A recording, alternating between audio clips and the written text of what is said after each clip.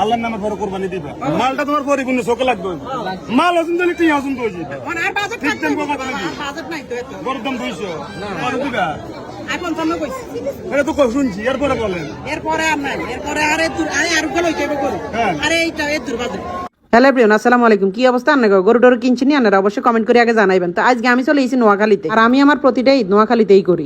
ওই লাগা কত সাসি যে কত সাসি 2 লাখ গরু লেস গরু লেস নাই তুই 2 লাখ গরু দাম লেস থাকলে যে 3.5 লাখ হইলো। এই তুই দেখো যাইতে হবে সাপুর ছাড়া জাঙ্গর সাপুর না মাইদি তার কত দাম না দেয়। আসো সাংবাদিক ও ভাই থ্যাঙ্ক ইউ ওই রাফি কে দাঁড়া এ এক দিন দিয়ে ওই যে গ্রুপ পার্টি চলছে আমরা গরু কিনতে যাইতেছি রাই রাফি কা ভাই বাড়িতে যেহেতু চলে আসছি, তো এখন তো আমাদের কোরবানি গরু কিনতেই হবে। তো আমরা এখন চলে যাচ্ছি আমাদের বাড়ির পাশে শাহপুর বাজারের একটা হাট আছে। তো এটা হচ্ছে আমাদের বাড়ির পাশের হাট। তো ওই হাটে চলে যাচ্ছি 20 টাকা রিক্সা ভাড়া দিয়ে। আর গরু হাটে যাওয়ার পথে আমাদের এলাকার যে সুন্দর একটা প্রাকৃতিক মনোরম পরিবেশ, এটা দেখলে আপনার চোখ জুড়িয়ে যাবে। আর আমরা যাওয়ার পথে অনেক গরু এবং ছাগল মানুষ হাটে নিয়ে যাচ্ছে। আর আমাদের দেশ গ্রামের হাটের সিস্টেম হচ্ছে হাট যে কোনো একটা স্কুল মাঠে বসে, ঢাকা শহর যেমন রাস্তায় বসে।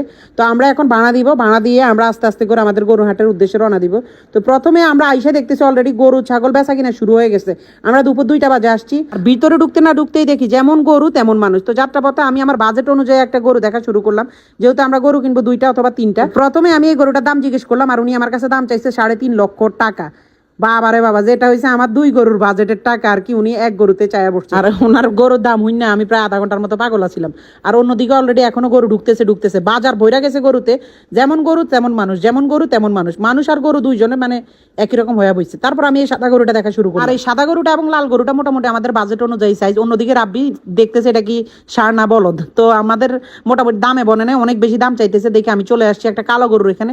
তো কালো গরুটা দেখে আমার অনেক পছন্দ হয়েছে। আমার টার্গেট হয়েছে আমি কালো গরুটা লমুই, যেহেতু মোটামুটি আমাদের মানে এক গরুতে প্রায় 1.5 লাখ থেকে 1,60,000 টাকা বাজেট। তো ওইটাও হইলো না ভাই, অনেক টাকা বাজেট। তারপর আমি এই কালো গরুটা দেখতে আসলাম।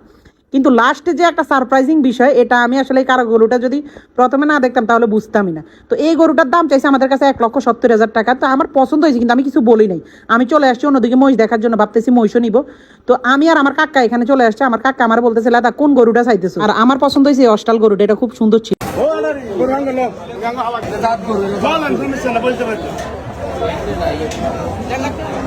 আলহামদুলিল্লাহ ভালো আর বলেন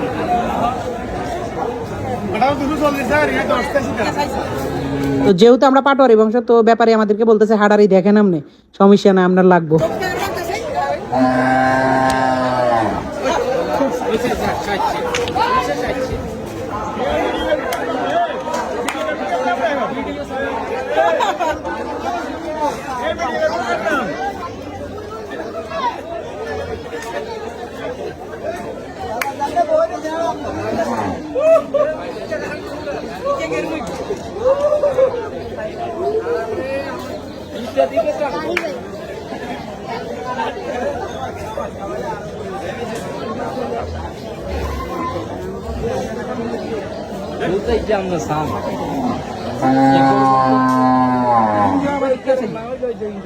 আবার পাক লাগে মা গো গেলাম যাইতো না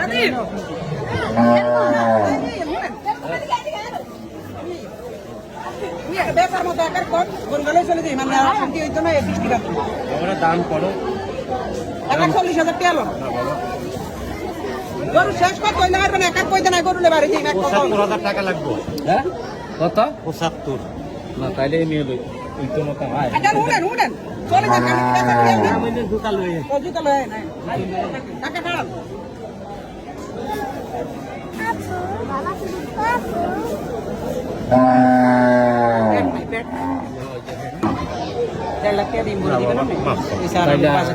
আল্লাহর নামে পরে কোরবানি দিবা মালটা তোমার পরিপূর্ণ চোখে লাগবে মাল ওজন দিলে কি ওজন তো ঠিক টাইম কথা নাকি গরুর দাম 200 আর দিবা এখন সামনে কইছি এটা তো শুনছি এরপরে বলেন এরপরে আর নাই এরপরে আরে আর গুলো হইতে করু আরে এইটা এর দুর্বাদে। আরে তাহলে আরো একটা দেখো বাবা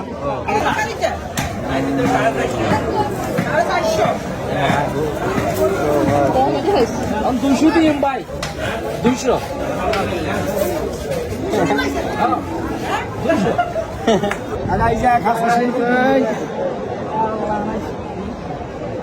ঘুরে গেলে দিয়েছেন কাকা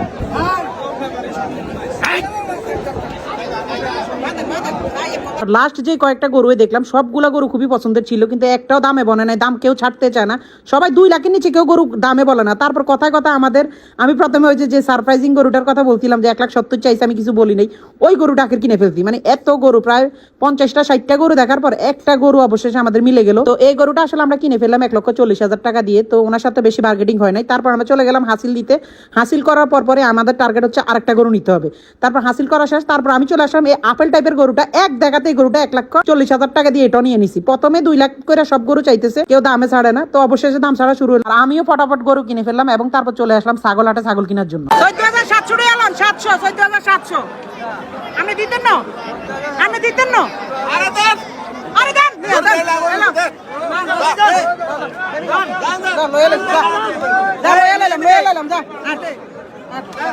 তারপর আস্তে আস্তে সবগুলা গরুকে বাড়িতে আনা শুরু হয়ে গেছে। তো আমাদের আগে অলরেডি একটা গরু চলে আসছে, তারপর আমি আরেকটা আনলাম। আলহামদুলিল্লাহ, এটা 1,40,000, ওইটা 1,40,000, দুইটা হয়েছে 2,80,000। আলহামদুলিল্লাহ, কেমন হয়েছে অবশ্যই কমেন্ট করে জানাইবেন। একটু ঘুরে দেখার, দুইটা 1,40,000। এটা হয়েছে বলদ গরু, আর ওটা হয়েছে ষাঁড় গরু। আর আপনারা অবশ্যই আমাদের ঢাকার গরুগুলো দেখছেন এবং গ্রামের গুলো আজকে দেখলেন। তো অবশ্যই কোনগুলো সবচেয়ে বেশি ভালো হয়েছে কমেন্ট করে জানাবেন, এবং এগুলো আপনাদের কাছে কেমন লাগছে গরুগুলোর দাম, তো এটাও কমেন্ট করে জানাবেন। আর আমার গ্রামের মধ্যে গরু পালতে সবচেয়ে বেশি ভালো লাগে কি, আমার এখানে অনেক সাঙ্গপাঙ্গ আছে, পিচ্ছি, ওরা সারাদিন অনেক দুষ্টামি ফাইজলামি করে এবং গরু ছাগলের খুব সুন্দরভাবে খাওয়ায়। তো এটা হচ্ছে সবচেয়ে বড় ডিফারেন্ট বিষয়, এটাই সবচেয়ে বড় আনন্দ। সব ভালো থাকবেন, সুস্থ থাকবেন, আল্লাহ হাফেজ।